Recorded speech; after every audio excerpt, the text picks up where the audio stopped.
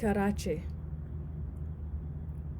The tide turned with the waning of the day, and as the level of the water crept up, the dolphins began to drift away from the pool.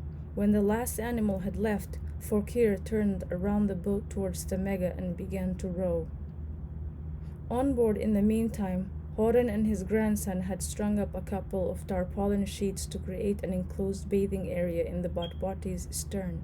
After a long day under the sun, the prospect of cleaning up was all too welcome, and Pia lost no time fetching her towel and toiletries. She found 2 buckets in the enclosure, of which only one was full. The other had a rope attached to its handle to draw water from the river. Pia threw it overboard, hauled it in, and emptied it over herself, reveling in the bracing chill. The other bucket was filled with fresh water, and she dipped into it sparingly with an enamel mug to wash off the soap. When she was done, it was still half full. On the way back to her cabin, she passed Kanai. He was waiting in the gangway with a towel slung over his shoulder. "I've left plenty of fresh water for you. I'll make good use of it." In the distance, she heard someone else splashing and knew it was probably Fokir, bathing in the stern of his own boat. Later, after she had changed into fresh clothes, she went out on deck. The tide was now nearing full flood, and the currents were drawing patterns on the river's surface as they whirled around the anchored vessel. Some of the distant islands had shrunk into narrow spars of land, and where there had been forest before, there were now only branches visible, bending like reeds to the sway of the tide.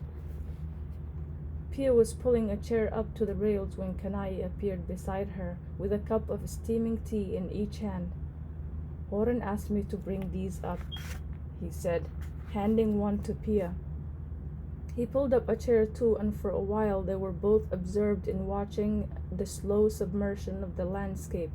Pia braced herself, expecting a joke or a satirical remark, but somewhat to her surprise, he seemed content to sit quietly.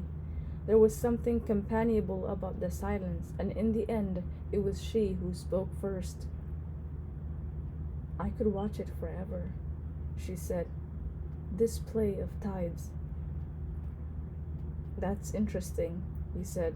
"I once knew a woman who used to say that, about the sea." "A girlfriend?" said Pia.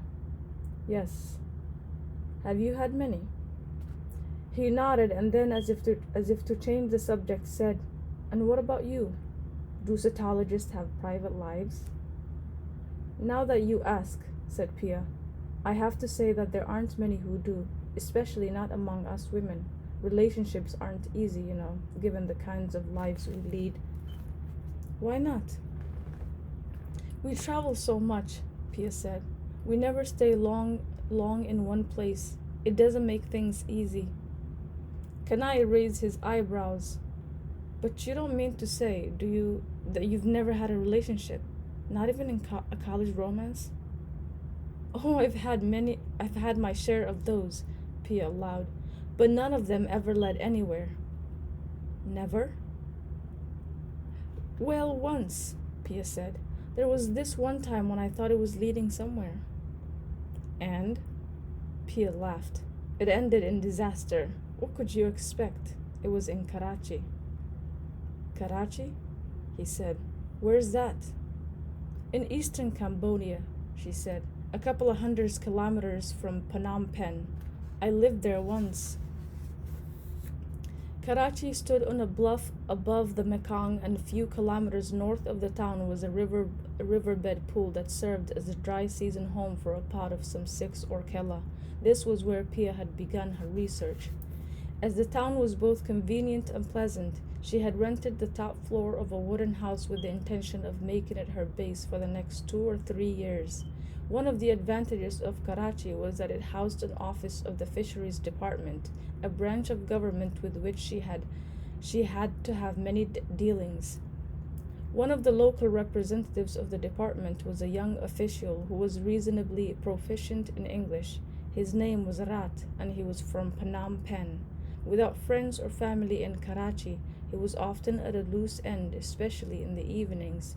Karachi was very small, no larger than a couple of city blocks, and inevitably Pia found her path crossing Rat's quite frequently. It turned out that he often ate in the same waterfront cafe where she usually went for her evening meal of noodles and Ovaltine. They took to sitting at the same table, and their everyday small talk evolved slowly into real conversations. One day in passing, Rat revealed he had spent a part of his childhood in a death camp at the Pol Pot era. His parents had been transported there after the Khmer Rouge took Phnom Penh. Although Rat had offered this as a throwaway scrap of information, his revelation had made such an impression on Pia that she had responded by telling him about her own childhood. In the weeks that followed, she found herself talking to him as she never had to any man she had known before. She had told him about her parents and their marriage, about her mother's depression and her last days in the hospital. How much did Rat understand of what she was saying? The truth was, she had no idea. Was it a delusion to think he too had made some kind of revelation about himself when all he had done was talk about an experience more common than not among his contemporaries? She would never know. A day came when she found she was thinking of Rat all the time, even when her attention was meant to be focused on the dolphins and their pool. Although she realized she was falling in love, she was not alarmed. This was mainly because of the kind of man Rat was. Like her, he was shy and a little solitary by nature. She took comfort in his hesitancies, taking them as a proof that he was as inexperienced with women as she was with men. But she was still very cautious, and it was not until some 4 months had passed that their intimacy progressed beyond the sharing of meals and memories. It was the light-headedness of the aftermath that caused her to dispense with her habitual caution. This was it, she decided. She was going to become one of those rare exceptions among female field biologists, one who'd had the good fortune to fall in love with the right man in the right place. At the end of the dry season, she was scheduled to go to Hong Kong for 6 weeks, partly to attend a conference and partly to earn some money by working in a survey team. When she left, everything seemed settled. Rat came to Pochantang Airport to see her off, and for the first couple of weeks they exchanged emails every day. Then the messages began to tail off until she could not get a response out of him. She didn't call his office because she was trying to save money, and anyway, she assumed what could happen in a couple of weeks. On stepping off the boat at Karachi, she knew immediately something was wrong. She could almost hear the whispers running up and down the street as she walked back to her flat. It was her landlady who told her, conveying the news with a ghoulish glee. Rat had married and taken a transfer to Phnom Penh. At first, trying to think the whole thing through, she had decided that he had been forced into a marriage of convenience by his family. This was a predicament she could have understood, and it would have sweetened the pill. The rejection would have seemed a little less direct, a little less brutal. But even that consolation was denied her, for she soon found out that he had married a woman from his office, an accountant. Apparently, he had started seeing her after she had left to go to Hong Kong. It had taken him just 6 weeks to decide. Despite everything, she might still have found it in her to forgive Rat. She could see that in her absence, it might have occurred to him to ask himself what it would mean, in the long run, to be married to a foreigner, a habitual peripatetic. At that, could he really be blamed for deciding that he could not deal with it? She found some solace in this until she met Rat's replacement. He was a married man in his 30s, and he too spoke some English. Within a short while of meeting her, he shepherded her down to the same waterfront cafe that she and Rat had once frequented. With the sun setting across the Mekong, he had gazed into her eyes and began to ask sympathetic questions about her mother.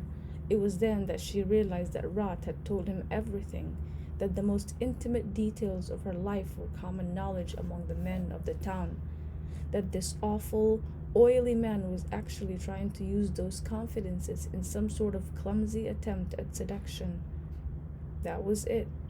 The next week she packed her things and moved 100 kilometers upriver to Stang Trang In the end, it was not the pain of what she had lived through with Rat that drove her out, but the sheer humiliation of having had her life laid bare before the whole town.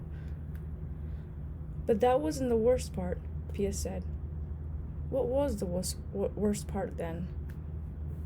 That came when I went back to the States. I met up with some friends, all women, all doing research in field biology. They just laughed when they heard my story. They'd all been through something similar. It was as if what I had been through wasn't even my own story, only a script we were all doomed to live out. That's just how it is, they said. This is what your life's going to be like.